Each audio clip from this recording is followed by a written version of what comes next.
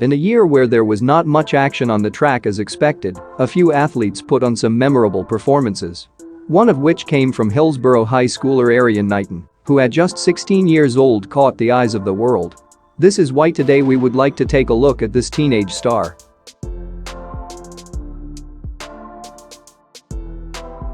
Born in the year 2004, Knighton was a dual athlete at the Hillsborough High School in Tampa, Florida, playing football and doing a bit of track. He was really good at football, being one of the top wide receivers in high school. In fact, he was so good he received 6 college football offers, and the masses thought he would be heading to his hometown university in Florida, but after an amazing 2020 season things changed. Knighton's first recorded season doing track was in 2019, which he showed a lot of promise, given the fact he was mainly a football player at the time. He opened the season at the Spoto Squad meet, in which he took part in 3 events. The 200 meters, the 110 hurdles and the 300 hurdles. In the 200 meters, which he ran first, he could only manage a 25.4, finishing 6th. In the 110 hurdles he did finish better, coming in second in a time of 17.02 seconds. In the 300 hurdles he showed even more of his potential by winning the race in a time of 42.94 seconds, not bad for a 15-year-old. 3 days later he went to an official meet, the Wharton Wildcat Invitational, which he solely focused on sprinting and jumping. Competing in the 100 meters, he posted a time of 11.17, a time which never got him to the final, but impressive nonetheless. To finish up his day he finished 5th in the long jump, going as far 6.11 meter. With a few positive results behind, he turned his attention to the Western Conference Championships. There he was set on taking on the best high school talents in his conference. In the 100 meters he ran 11.29, finishing 5th in the preliminaries, but still made it to the finals due to running one of the fastest times of the round. Making it to the final he had notable challengers like Wharton High School senior DJ Green and Brandon Walker to face.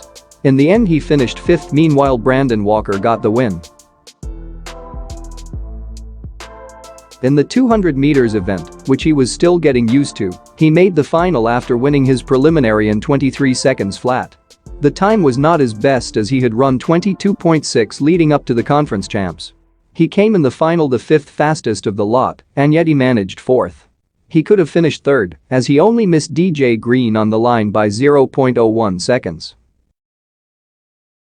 After missing out on a medal at the Western Conference, he moved on to win a silver at the District 9 meet, dipping below 22 seconds for the first time.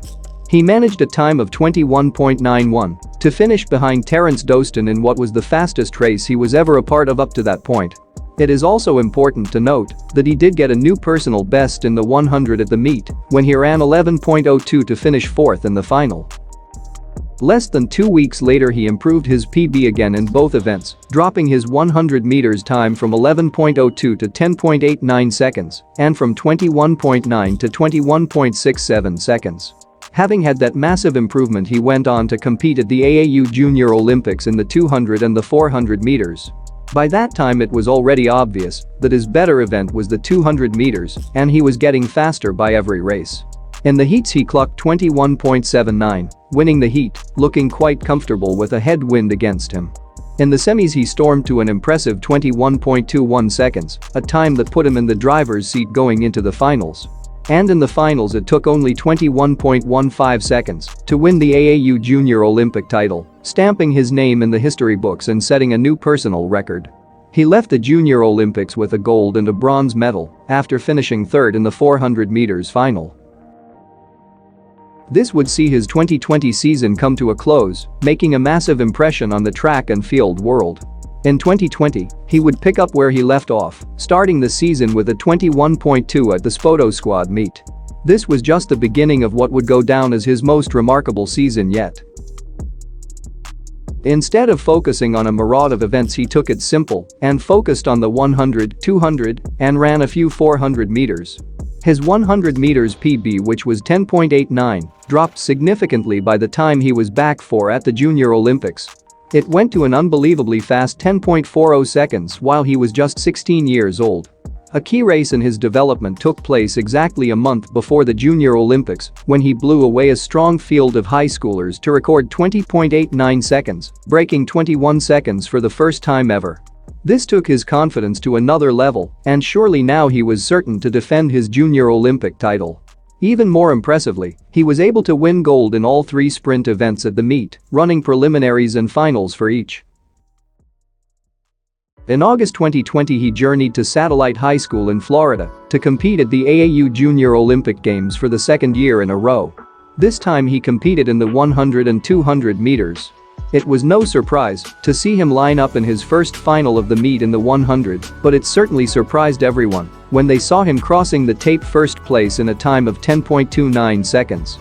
If that was not shocking enough, the performance in the 200 meters really took the show. It was hard not seeing him defend his title, especially when we saw how his 6-foot frame, quite similar to how Bolt's looked in comparison to his opponents. The young man destroyed the field to clock 20.33 seconds, the fastest time ever by an American 16-year-old. This run was absolutely amazing, and when we look at his frame and ability, the fact that he ran just 0.2 seconds slower than Usain at that age should be something held in high regard. Now in 2021, the junior star has signed with Adidas straight out of high school.